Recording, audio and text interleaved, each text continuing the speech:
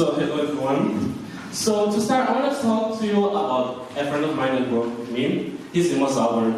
And when I say was, it's not because he's dead, but because the person I personally knew started slowly to disappear. And before I talk to you about Albert, I want you to sit down with this thought. Maybe you've been someone who's slowly disappearing too. Or maybe you are the one that's disappearing, and you just called it growing up. So, to start, what is actually growing up? In our society, we treat shedding yourselves, cutting the pieces of yourselves that make you unique as growing up. But I looked it up and I found that growing up, or in other words, maturity, means the quality or state of being mature, or full development. Interesting word, full development, not partial, full development. But if maturity means full development, why do we spend years and years of our lives cutting and shedding pieces of ourselves just to fit in the boxes that society offers to us?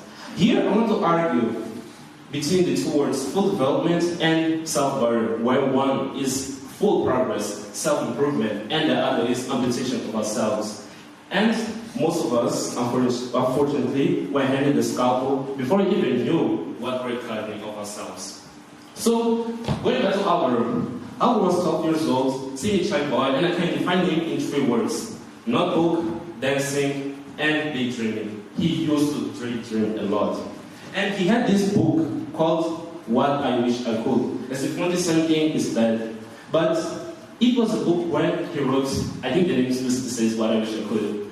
And he didn't allow anyone to read it, or even me to read it.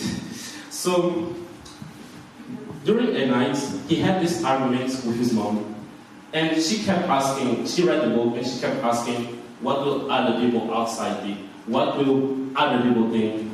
And one thing that sinked into Albert's mind was she's asking about the version of me that others see and not me. So he realized that the most dangerous thing that can happen is not us being our true colors or showing our true colors, but actually people outside seeing you by your true colors. And going back to the thesis, I want to make a distinction again between maturity and self-barrier. Maturity is when you adapt your behavior. You learn how to speak, how to behave, when to push back and when to hold back. And it comes from wisdom from yourself. It doesn't come from fear or from other people's.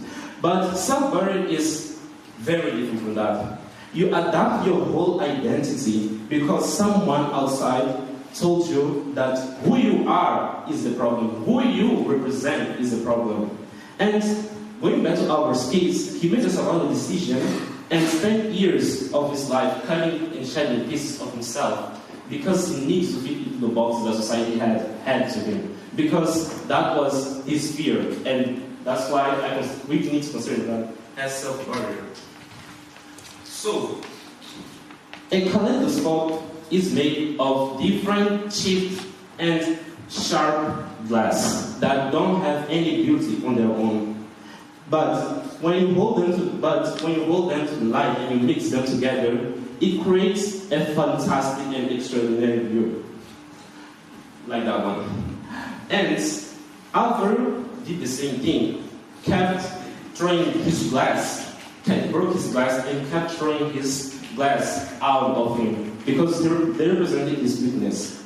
But actually over time, he realized that the glass that was sharp to him was the most unique thing that he had and that made him different from other people. For example, the empathy that he had made him empathize more with other people. The shyness that he had made him realize that there is more to life to offer. And the knowledge that he had made him observe the people in the room and made him analyze who's lonely and who's not. So, I want to ask you this question. Who of you cut yourselves just to fit into a box that was offered to you because it was too different, too loud, or maybe too insecure, and because of time pressure, you just need to do it? What do you call it? Moving on, growing up, maturing, becoming more serious and becoming less a kid? And if not, what was it something else? The jagged edges that all of us have are never the problem, but actually they represent the point that all of us have. Because if we didn't have any of them, we'll be copies of each other. We wouldn't have what makes us unique.